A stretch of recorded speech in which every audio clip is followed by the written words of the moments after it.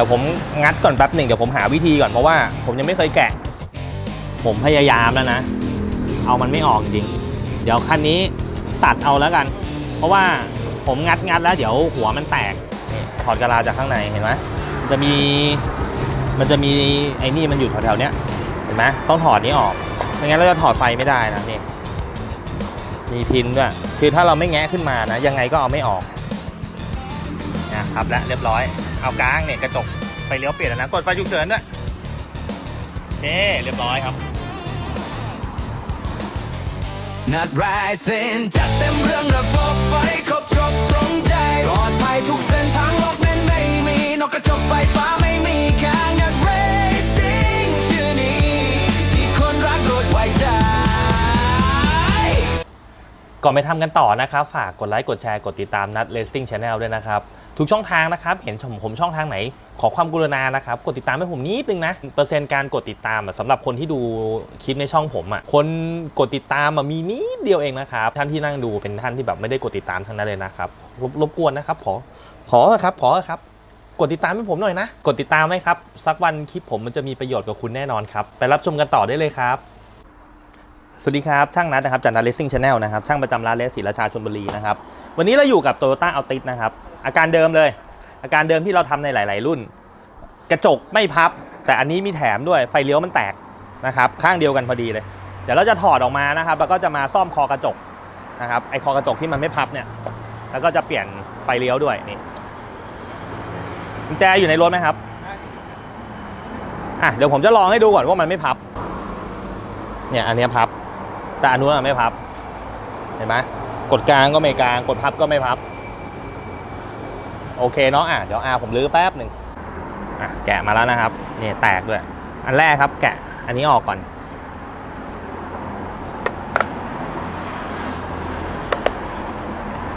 นี่มันจะมีร่องอยู่ไม่รู้เห็นไหมนะนี่มีร่องอยู่เห็นไหมเนี่ยแทงเข้าไปในร่องแล้วก็บิดหักแบนนะไม่ใช่บอกแทงเข้าไปในร่องพี่ผมว่าไขควงแทงเข้าไปแล้วไม่เห็นได้เลยล่อปากแฉกแทงเข้าไปอย่าซื่อจะทำแล้วอย่าซื่อนี่แยกไว้ก่อนอย่างที่ผมบอกนะครับเริ่มถอดจากตรงนี้ไปเพราะฉะนั้นเราจะต้องเริ่มถอดพินตั้งแต่อันแรกเลยเริ่มถอดจากพินออกไปเลยนะครับเนี่ยขอกระจกรุ่นเดียวกันเปล่าวะอ๋อรุ่นเดียวกันต้องเริ่มถอดจากอันนี้ออกไปก่อน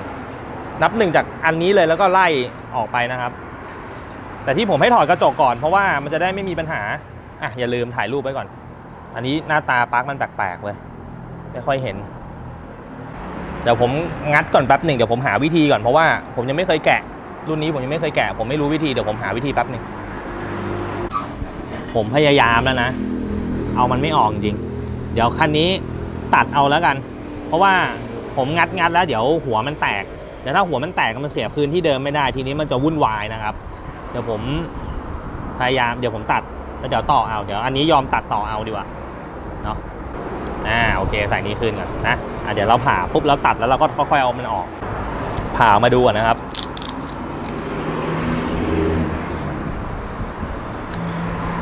นี่ปึ๊บอย่างที่ผมบอกเห็นไหมขาวเนี่ยมันมี2เส้นแต่ว่าเดี๋ยวเราทำมาร์กไว้อันไหนเส้นริมแต่ผมคิดว่านะไอ้คู่นี้มันน่าจะเป็นสายกาวทั้งคู่แหละมันน่าจะสลับกันได้นะแต่ว่าเราเอาชัวร์ดีกว่าสบายใจโอเคนี่ทำมาร์กสายก่อน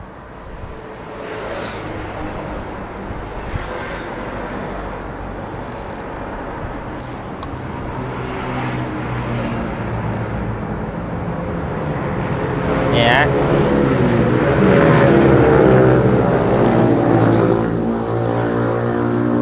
เหลือระยะหน่อยนะครับให้มันปอกได้นะตัดแม่งเลย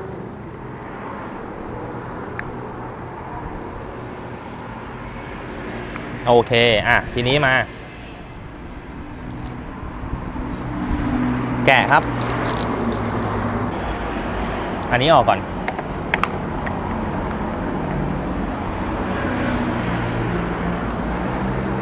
ปัจจัยดาว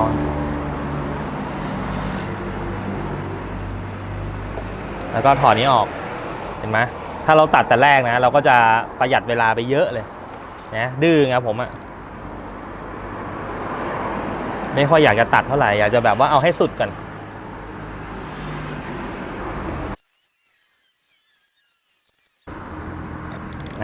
เอาขาออกนะครับปึ๊บนะค่อยๆไล่ออกนะเห็นไหมเหมือนที่ผมบอกเริ่มจากนอกเข้าหาในนะครับโอเคมีตรงนี้อีกตัวเห็นไหมน่าจะ2ชั้นแล้วมั้งเนี่ยอันนี้ฝา ไม่ใช่2ชั้นเท่ากับอันนี้เดิมนี่คออยู่ข้างล่างมีน็อตตวงนะไขก่อนดูข้างใน2ตัวไขก่อนไอไฟเลี้ยวเนี่ยถ้าเราไม่ได้ถอดคอกระจกอะจริงๆเราเปลี่ยนได้เลยนะเราไม่ต้องถอดมันออกมาก็ได้นะเรางัดแค่เอาไอกะลามันออกมันก็เปลี่ยนได้แล้วโอเคนี่ออกแล้วสายไฟอยู่นี่ปึ๊บออกไม่ได้ครับต้องถอดถอดกะลาก่อนต้องถอดเลยเพราะว่าสายมันอยู่ข้างในไม่งั้นเราดึงเดี๋ยวมันจะขาดนี่ถอดกะลาจากข้างในเห็นไหมมันจะมีไอ้นี่มันอยู่แถวๆเนี้ยนะมีล็อก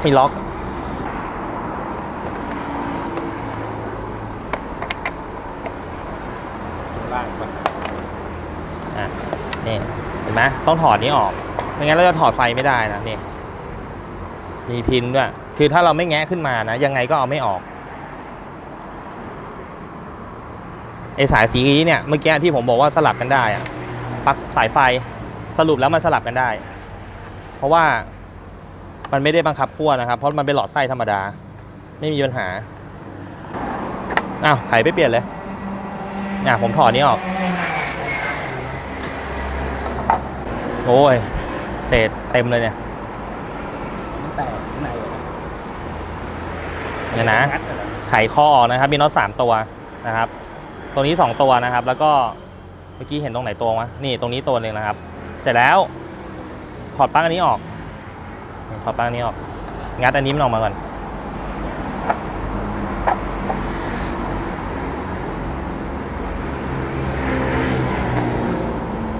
นะ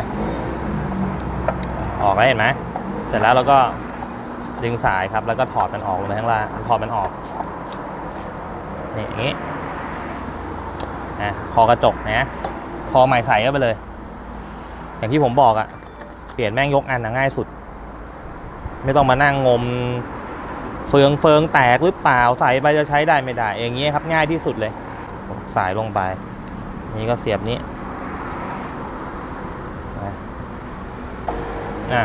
โอเคน็อต3ตัวครับ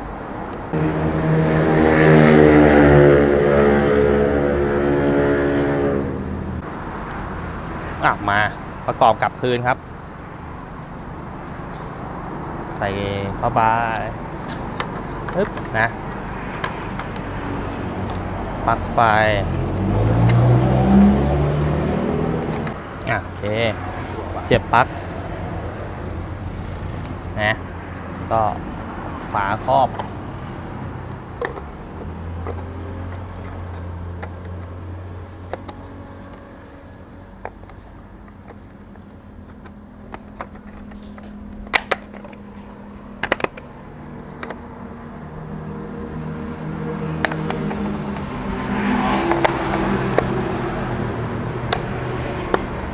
โอเคนะมาข้างล่าง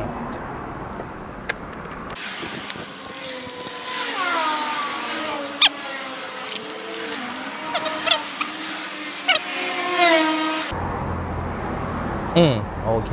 ขากระจกใส่เรียบร้อยนะครับมาพับหน่อยถ่ายอยู่แล้วเมมกล้องเต็มครับลืมล้างเมมครับก็เลยไม่ได้เห็นแบบว่าต่อเนื่องเลยแต่เอาเป็นว่าตอนเสร็จแล้วเนี่ยพับแล้วเรียบร้อยเอากลางเนี่ยกระจกไฟเลี้ยวเปลี่ยนแล้วนะกดไฟฉุกเฉินด้วยโอเคเรียบร้อยครับ